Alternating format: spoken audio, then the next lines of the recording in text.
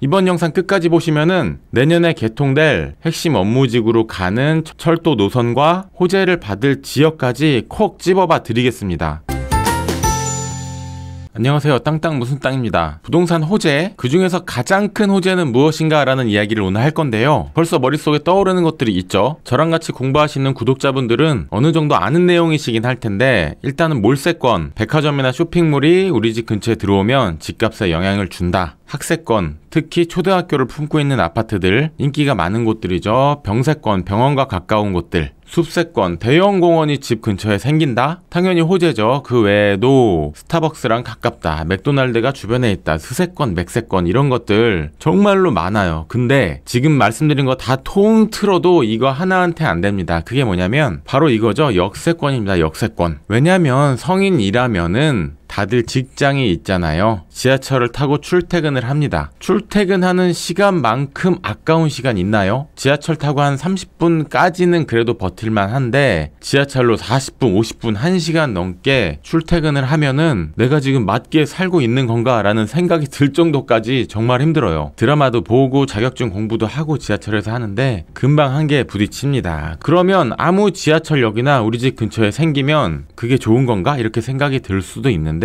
그런 것은 아니고 수도권 핵심 업무 지구로 빨리 갈 수 있는 지하철이 우리 집 근처에 생겨야 그게 진짜 부동산 호재입니다. 한 가지 예를 들어보면 여기는 수원 중에서도 광교거든요. 광교 산다라고 그러지 수원 산다라고 말 안 하잖아요. 수원에서, 아니 경기권 전체에서 둘째가라면 서러운 집값을 자랑하는데, 그 이유는 강남으로 연결되는 신분당선이 광교로 가기 때문이죠. 노선도에서 신분당선 한번 보면 강남만 가는 게 아니네요. 핵심 업무지구인 판교도 가고, 그리고 양재, 강남, 논현동까지 연결이 됩니다. 어떤 지하철이 집 앞에 생겨야 대박 호재인지 감이 좀 오시죠? 그런 핵심 업무지구로는 방금 설명드렸던 강남이나 판교뿐 아니라 금융지구 여의도, 원조 도심 광화문권, 그리고 마곡, 그 외에 구로 가산 디지털 단지나 등등등등 많이 있는데, 요 5곳 정도가 대표적인 핵심 업무지구입니다. 일자리가 밀집되어 있는 지역 말하는 거예요. 이곳으로 연결되는 철도 예정은 굉장히 많이 있는데, 중요한 거는 곧 개통할 곳,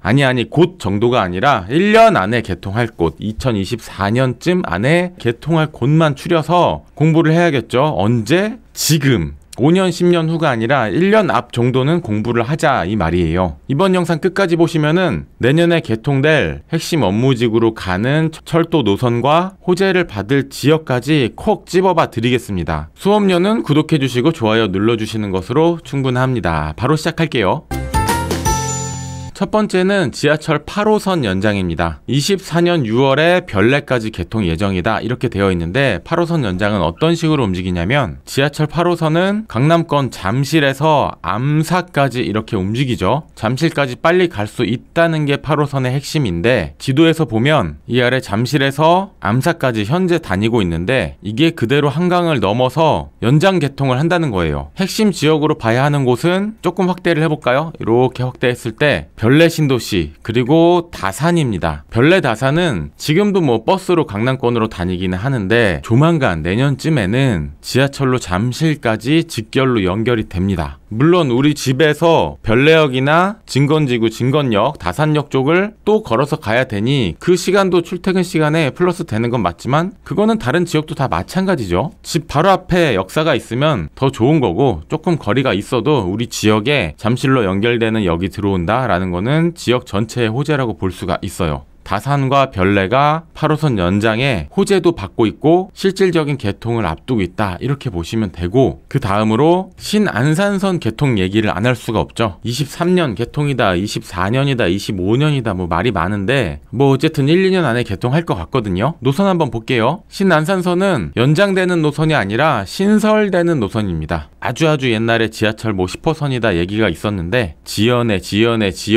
신안산선이 아니라 환상 속에 있다고 해서 신환상선이다라고 막 놀림도 당하던 노선이었어요. 근데 드디어 개통합니다. 핵심 업무지구인 여의도로 직결로 연결이 된다는 게 핵심 포인트고, 모든 역사가 다 호재인데 특별히 호재를 더 받는 곳 몇 군데를 보면 여의도랑 가까운데도 지하철이 없어서 여의도를 어렵게 갔었던 이 도림사거리 도림동 두 정거장만의 여의도를 갑니다. 여기는 임차인 수요가 정말로 많이 늘어날 수 있을 거라고 보여져요. 지금도 옆에 있는 신길 뉴타운에 비하면 임대료가 많이 싼 편이죠. 그 아래 신길 뉴타운을 품은 신풍역, 지금도 업무지구인데 여의도도 빠르게 가게 될 구로 쪽 쭉 내려오면은 광명 일찍 쪽은 교통이 더 좋아지는 거예요. 광명 대장이기도 하지만 수도권 경기권에서도 아주 상급지에 있는 게 광명인데 반 스텝 정도 더 위로 올라갈 것 같습니다. 그리고 쭉 내려왔을 때 안산권이죠. 성포, 중앙, 호수, 그리고 종착역인 한양대 에리카 캠퍼스까지 이곳 경기도 안산 자체가 큰 호재를 받게 될 걸로 보입니다. 철도 이름도 신안산선이니까요. 그리고 또 봐야 하는 것은 이거 안 나오면 섭섭하죠. GTX A 노선 개통입니다. 말도 많고 탈도 많았는데 드디어 2024년 개통을 합니다. 얼마 안 남았어요. 어쩌면 2024년 전체 통틀어서 가장 임팩트가 강한 부동산 뉴스가 GTX A의 개통이지 않을까 생각이 듭니다. 노선 보시면 이해가 되실 텐데 요걸 보는 것만으로도 얘기가 끝난다고 볼 수가 있어요. 테헤란로, 강남, 삼성, 수서를 갑니다. 내년 개통 구간은 제가 여러 번 말씀드렸지만 계속 강조를 해야 될 만큼 부동산 공부하는 분이라면 머릿속에 완전히 박아줘야 된다. 내년에 운정에서 서울역 개통, 수서에서 동탄 개통, 동탄 집값 계속 영향을 받고 있고요. 일단 수서 자체도 강남이기 때문에 내년에 요것만 개통해도 많은 변화가 있을 것 같아요. 삼성역 환승센터 공사가 끝나면 2028년이 되어야지 전체가 개통하는데 어쨌든 내년에 1차 구간 개통을 합니다. 그리고 4년, 5년 시간 금방 가요. 여러분 4, 5년 전에 뭐 하셨어요? 아주 옛날 같나요? 엊그제 같나요? 금방 갑니다. GTX A 노선 중에서 관심 갖고 보는 지역은 일단 종착역인 운정역, 일산 킨텍스 쪽, 서울권에서는 연신내에 관심은 많이 가지만 여기는 아파트보다 좀 재개발 쪽이라고 봐야 되고 아래쪽으로는 성남 이매 쪽, 용인 플랫폼시티 쪽, 동탄 전체적으로